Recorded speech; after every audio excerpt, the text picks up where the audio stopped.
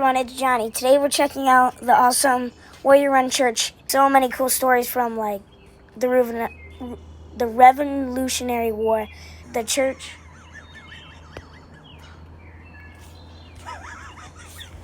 Hey YouTube, this is Johnny from Adventures with John and Johnny. In today's video we are going to be checking out the super old church from the Revolutionary War and an event called the Great Runaway. A bunch of Indians and British guys attacked and killed American settlers. Did you ever hear of the Battle of Fort Freeland? No. Well, there was a battle here. 300 Indians were here, and 21 Americans died at the battle. And it was a half a mile from here, right behind the elementary school. And this guy was captured at the battle. His name was Cornelius Vincent.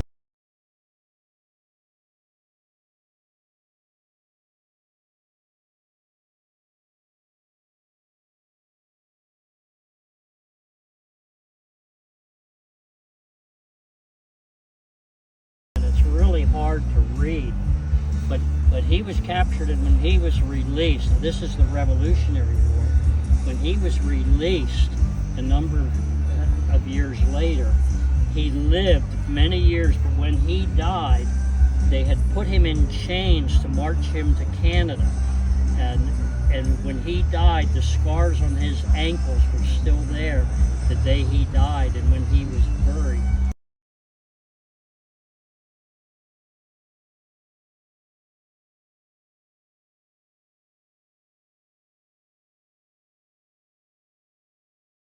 And his name was Vincent. All the Vincents are here. Wow.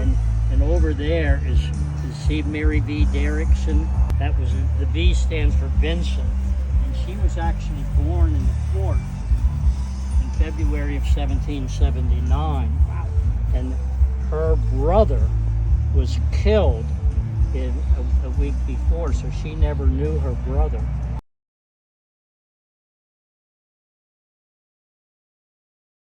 Mary Vincent Dierkson, and she was born in the fort because the Indians were surrounding the whole area. And there were 3 little children, or 3 babies, born that winter in the fort.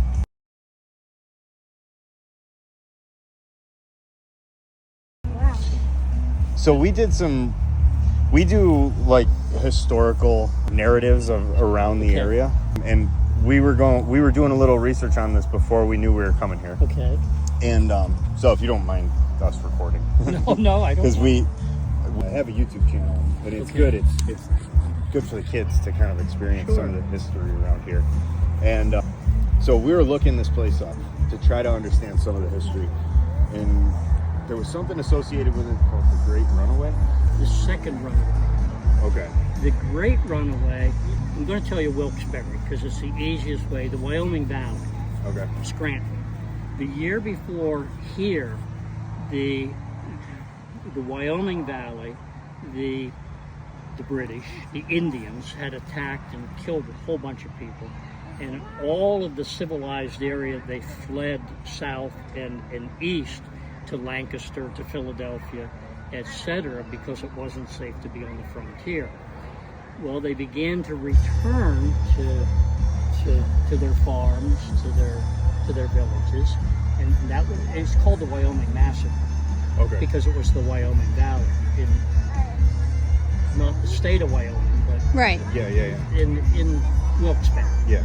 So a year later, the Battle of Fort Freeland, because I point that way, the elementary school, you probably came by, right behind it was the fort, Freeland's fort, and there were 21 Americans died. There were 121 Americans there, and they were surrounded by 300 Seneca Indians and probably as many as 25 or 30 Tories and regular British. And ultimately, the Americans lost that battle, and they burned everything over to Danville. The Montgomerys farms, the Montgomerys had founded Danville. Yeah. And so all of the people in this area, including the women and children who were permitted to go free from the fort, and they headed south to Fort Augusta. The men and boys, all the boys 16 and older, by the Articles of Agreement when they surrendered, they were going to be taken prisoner. 21 Americans had died, including Daniel Boone's first cousin, Hawkins Boone. Wow. So they were all going to be taken prisoner, and several boys had been captured a week earlier. Michael Freeland, her brother was one of them. One of them had been killed. They were going to be taken to Fort Niagara, and so after the battle, everyone in this area was terrified, and the second year, they fled south, and that's called the Second Runaway.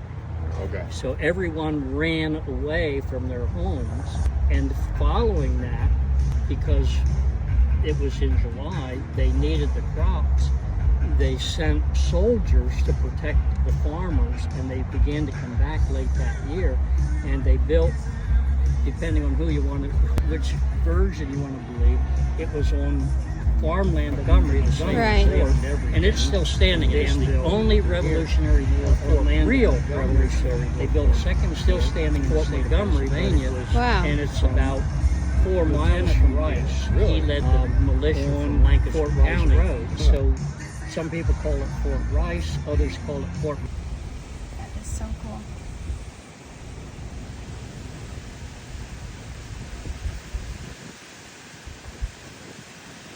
Wow.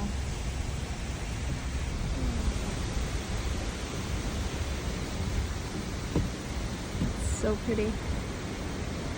You can't, it's on private property now, but it's a stone house, 3 stories. The spring is in the basement, and there's little slots So, about this wide and about this It's tall, and you can stick a 121 gun barrel years out, and and 4 inside it days gets wider between so that you can shoot Wow. August out 18th the window. Wow. and But it was built August after 14th. the battle August 14th because is they May. needed to Yes. secure the area. It was the only way they were going to get people to come back after the second runway. You can't visit it? You can drive by it, you can see it, but the people, Are they living in it? Like, is it an actual house? no, they use it. They're dairy farmers, and they just moved here. They moved here from Chester County, and the people who used to own it were from the area, and they let anybody go in it.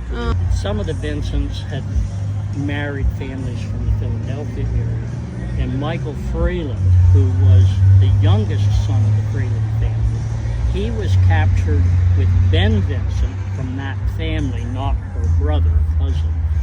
He was captured a week before in the Cornfield. They were out very close to where the elementary school is now. They were hoeing corn, and there were 5 boys, and the Indians snuck up on them, and the 2 of the boys were killed, and actually 3 of the boys were killed, and 2 of the boys were captured. And Michael Freeland and Ben Vincent, who was 12, and they were taken separately to Fort Niagara a week before. So that's a whole story in and of itself. If you see the tombstone, I put a flag up today just for that. That's Mary Durham, and after the battle, the women and children were permitted to go free, and they nice were of going them. south. The Warrior Run Creek is right over there, and they were going to go down to the river, which was the Interstate 80 of the day. Yeah. And they were going to go to Fort Augusta. The men and boys 16 and over were going to be taken prisoner to Fort Niagara. And she somehow ended up with her baby. She had just had a baby, and she was hit by a gunshot, and it just grazed the side of her head. The baby was killed, and they thought she was dead, so the Indians scalped her. Oh. I mean, she was literally scalped. When they came to bury her a day or 2 later, she wasn't dead, but she had been scalped. And you can go over and read her tombstone. That was 1779. She died in 1829. She lived literally 50 years. Her hair, of course, never grew back. Wow. But if she could tell the story. Right? Everyone in this cemetery has a story. Oh, yeah. And hers was one of the great ones. And Franklin's nephew is buried, if you see the one obelisk up there, right beside her, his name was Pollock. And of course, the Pollocks were a really important family in the state. Governor Pollock, Yep. the same family, not he's not the son, but same family, extended family. He became the governor of Pennsylvania, and later he was the Secretary of the Mint under Abraham Lincoln. Wow. And he's the person responsible for "In God We Trust" on our coins. Wow. Well, 1864, while Yeah. Lincoln was president. But he's the great nephew of Benjamin Franklin, and he's buried right over there. Wow. So That's there are so a lot of cool. important people Yeah. buried in the cemetery. Which one is it? Alexander Pollock, and I could walk you over. Yeah, to the let's two. walk over there. Okay. But this is Mary Dierkson. She was born inside of the fort in the winter because of the Indians in the area. So it was primarily Seneca here? They came from the Seneca okay. Valley. So they came down from This north. was actually Delaware, and you're standing in Delaware Township right now. Yeah. And they were not Iroquois. They were Algonquin. May 22nd of 1872. This is Alexander Pollock, and he was the great nephew of Benjamin Franklin. Did you ever hear Benjamin Franklin? Yeah. That's his tombstone. Cool. What's with the flat one over there? A lot of the tombstones, there are other tombstones, and right here's one. Oh, yeah. It was just the way they chose to have their tombstone. Yeah. Yeah, that one over there was big. She was asking me, and I was like, we'll have to ask him. I don't know. It's too old to read. Just kind of a quick thumbnail of some of the important. Yeah, that's really awesome. Yeah, it is. Thank you for taking the time to explain. Yeah. You're welcome. Thank you. And Are you a historian or? No. Right here you can see the yellow shutters, the brick house. Yeah, the brick house. Yeah, now that's one of our properties too, but we don't have it open today. If you came back in the first weekend in October, that's Heritage Days, and pick up a brochure. Okay. Yeah. And have you been inside of the church? No. Go inside of the church. Okay. I don't know why they're kind of blocking the door with the music, but it's open. Okay. And pick up a brochure, and that's where Heritage Days is held, and that's much more hands-on. It's a great event for kids. Okay. So we can do that in the first week of October. Don't First mess with weekend. Okay, I'll pick up a brochure later. We love this kind of stuff. Yeah, this stuff's cool. What grade are you in? Fourth. 4th grade. Going into fifth. You would love Heritage Days. Yeah. And you're a wrestler. I just put the flag on today so I could correct you because he was a revolutionary. Here's him, and the flag is for him, and then he's here. Okay. Now it's like it was cut in half. Right, they're side by side. That is cool. such cool history. There were more Revolutionary War soldiers buried here than any other cemetery in the state of Pennsylvania that the state.